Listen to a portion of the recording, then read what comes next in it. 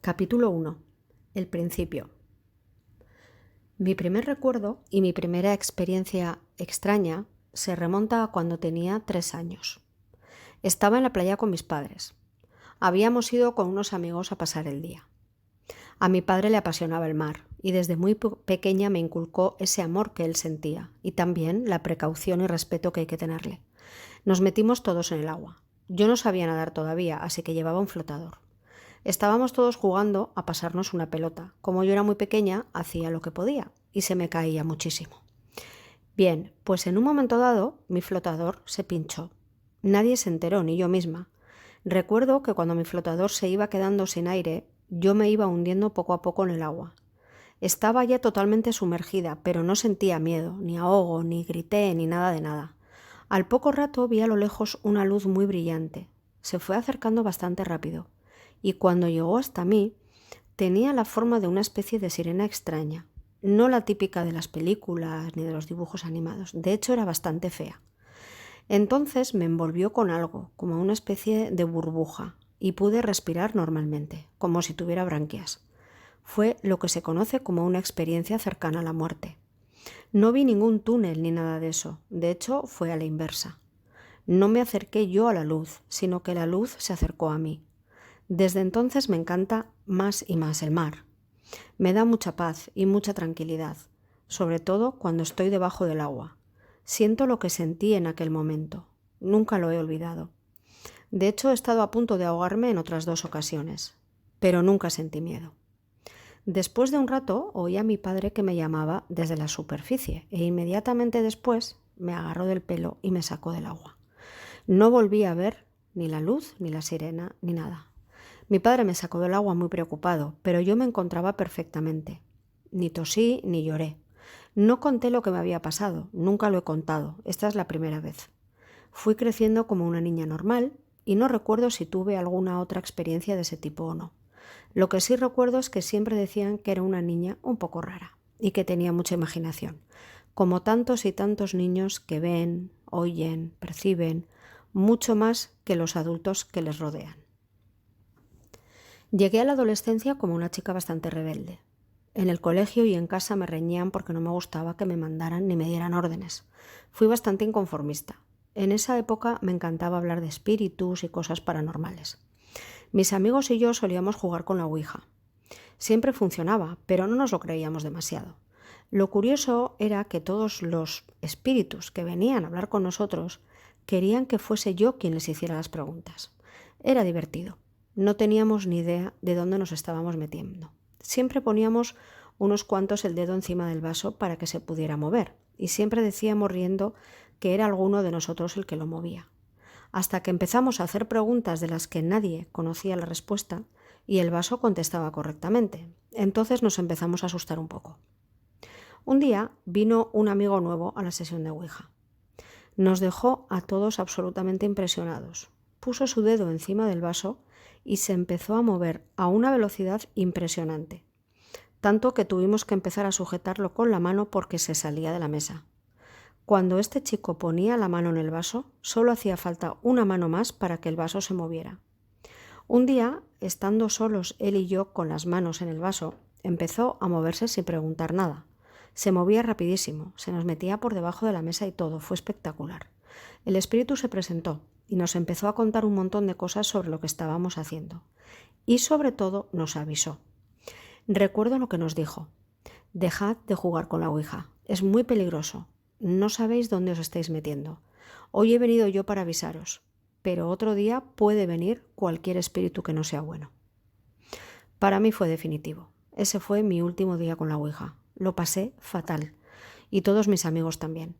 Estuvimos una buena temporada con pesadillas y muy asustados. Entonces no lo sabíamos, pero ahora sé que hay que saber muy bien lo que se hace con la Ouija. No es ningún juego. Se abren puertas que hay que saber controlar perfectamente. Con lo cual, mi consejo es que nunca la uséis. Ni la Ouija ni otros aparatos varios que existen hoy en día en el mercado, que lo único que hacen es mezclar energías que no se deben mezclar y abrir puertas que no se deben abrir. He tenido casos en los que he tenido que cerrar puertas porque la persona estaba viviendo una auténtica pesadilla. Un día, un amigo me regaló unas cartas de tarot.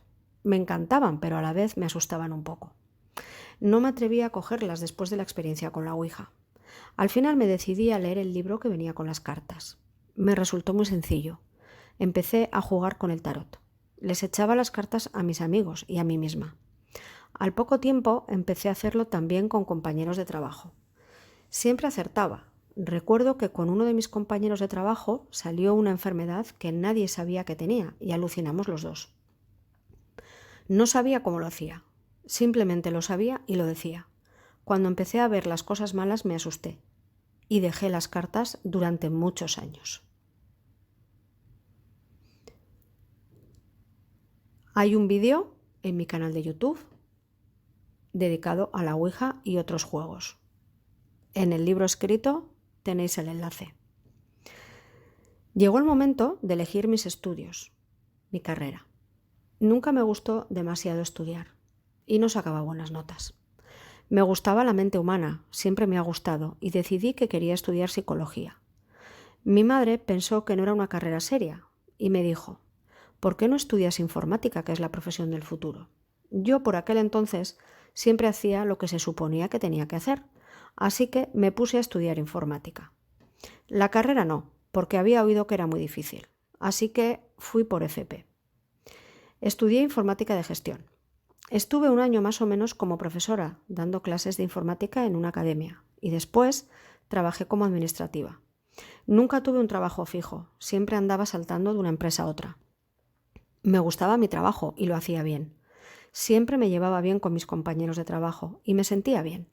Pero había algo, no sé cómo explicarlo, una especie de vacío en mi interior, como si fuese un puzzle y me faltara alguna pieza. Me esforzaba mucho y hacía todo lo que me pedían, lo que me correspondía y lo que no.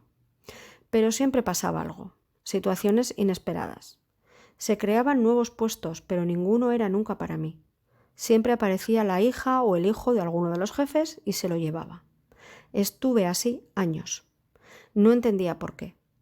Todo el mundo estaba contento con mi trabajo, aprendía muy rápido, ayudaba a mis compañeros cuando lo necesitaban, hacía más cosas de las que me correspondía.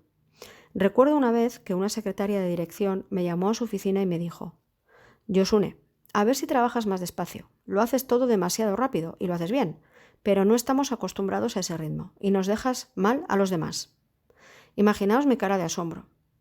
En fin, hasta eso lo hice. Bajé mi ritmo natural de trabajo. Pues nada, no había manera de encontrar un puesto fijo. En el año 1993, mi padre enfermó de tumor cerebral. Aquello fue un mazazo para toda la familia. Tenía muchos dolores de cabeza y se desorientaba con mucha facilidad. No podía salir solo a la calle. Le operaron, pero nos dijeron que el tumor era maligno y que duraría unos 6 meses. Mi padre tenía muchísimas ganas de vivir. Pasaron los 6 meses y él seguía con nosotros, cada vez con más dolores, tantos que tuve que aprender a poner inyecciones y le pinchaba yo cuando el dolor era muy fuerte. Así hasta que un día, después de 1 año y medio desde el diagnóstico, mi padre entró en coma. Le llevamos al hospital. Sabíamos que ya era el final. Lo pasamos realmente mal.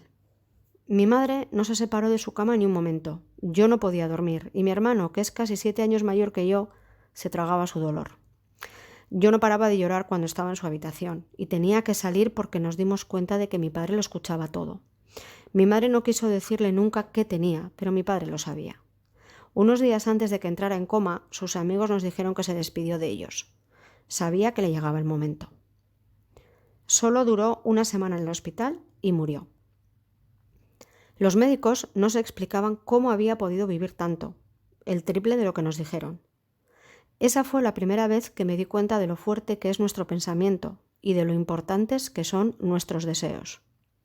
Recuerdo que pensé en ese momento: ha vivido más porque tenía muchas ganas de vivir.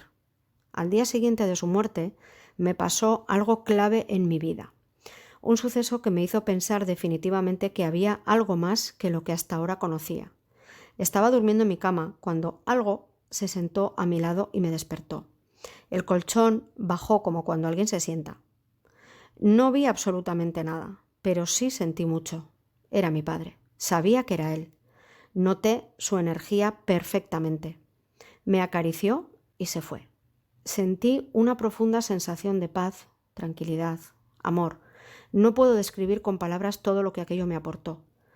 Me volví a dormir plácidamente y con una alegría inusual en mí en esos momentos tan tristes. Al despertar al día siguiente me sentí fenomenal, sabiendo que mi padre estaba perfectamente. Sé que a muchas personas les han pasado cosas parecidas, pero no lo cuentan por miedo a lo que piensen los de su alrededor. Yo tampoco lo conté. Soy humana y, por tanto, la tristeza y la pena de la partida de mi padre volvieron. Para mí fue un golpe durísimo, igual que para el resto de mi familia.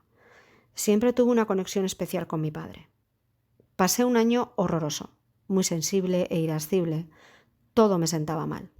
Por entonces ya llevaba un año con Juanjo, mi novio de aquella época, en el cual encontré un apoyo y un amor incondicionales. En el año 1998 me casé con Juanjo. Mi vida cambió, pero mi trabajo no. Aunque quería encontrar un trabajo estable, algo en mi interior no estaba de acuerdo. Sentía una especie de vacío que no tenía ni idea de cómo llenar. Eso me provocaba una profunda tristeza que no hacía más que aumentar. No me sentía útil en absoluto y parecía que nadie me entendía. Menos mal que allí estaba Juanjo, siempre dispuesto a escuchar. Pasados 3 años desde la boda decidimos tener un hijo. Me quedé embarazada enseguida. En esos momentos trabajaba en un almacén de pescado como administrativa. No me gustaba ni mi jefe ni el trabajo, así que en cuanto me enteré del embarazo decidí dejarlo. En ese momento pensé que no iba a trabajar más hasta que mi futuro hijo tuviera unos años. Quería cuidarle y estar con él todo el tiempo posible. Sabía que andaríamos justos de dinero, pero lo hablé con Juanjo y nos pareció lo mejor. En 2001 nació Miquel, nuestro hijo. El embarazo fue agotador y Miquel muy grande. Me quedé realmente agotada después del parto. La depresión posparto, pensé. Me quedé muy débil y enfermé varias veces. Yo, una persona que no sabía lo que era estar enferma ni débil. Recuerdo que un día temblaba y sudaba a la vez. Estaba roja como un tomate y me encontraba realmente mal. Pensaba que me estaba muriendo, de verdad. Entonces Juanjo se rió y me dijo: «Eso que te está pasando, se llama fiebre». Me sentí aliviada. No me moría, pero yo no sabía lo que era tener fiebre. Nunca había estado enferma. No solo empeoró drásticamente mi salud, también mi ánimo y mis fuerzas. Me asusté un poco, la verdad. Nunca me había sentido tan mal.